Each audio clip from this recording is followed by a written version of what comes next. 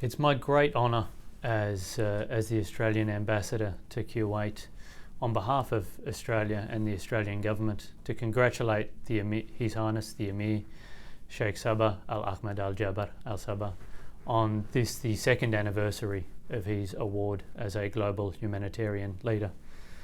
Kuwait has always prided itself on its humanitarian stance, from the establishment of the Kuwait Fund for Arab Economic Development to the work of the Kuwait Red Crescent Society, where you've done work across the globe in so many countries.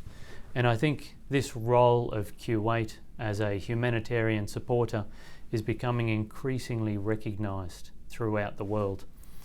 This was also on display recently through a pledging conference in Washington for Iraq, where Kuwait again pledged $176 million towards Iraq. And I know this is done in the face of shrinking budgets that we all face across the globe at the moment. I think Australia was proud to attend the Syria pledging conferences that Kuwait held under the leadership of His Highness the Emir. And I know again this year Kuwait co-hosted the Syria pledging conference in the UK and was again a generous donor.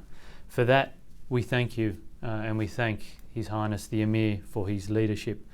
I think Kuwait's leadership on this issue has saved tens of thousands of lives. Fortunately, there are countries like Australia and Kuwait who are making a significant contribution to these efforts. Australia, for example, provides $340 million a year to humanitarian work. Figures that don't include the contribution that our military makes, for example in Iraq or in the Pacific, where our military is often called to respond when there's natural disasters. Last year, Australia also committed to an additional immigration intake of 12,000 Syrian refugees at a cost of $700 million.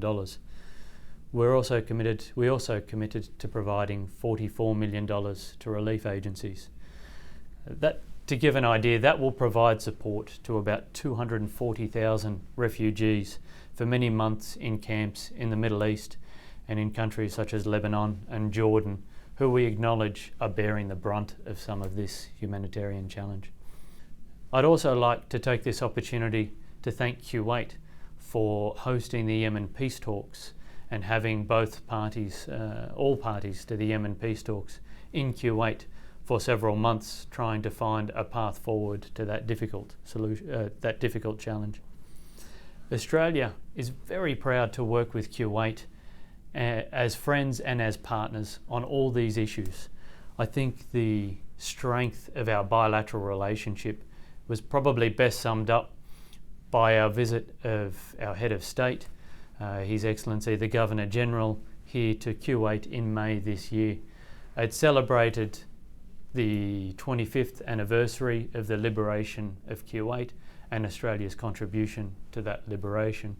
But it also looked forward to what more Australia and Kuwait can do together, both in the region and across the world.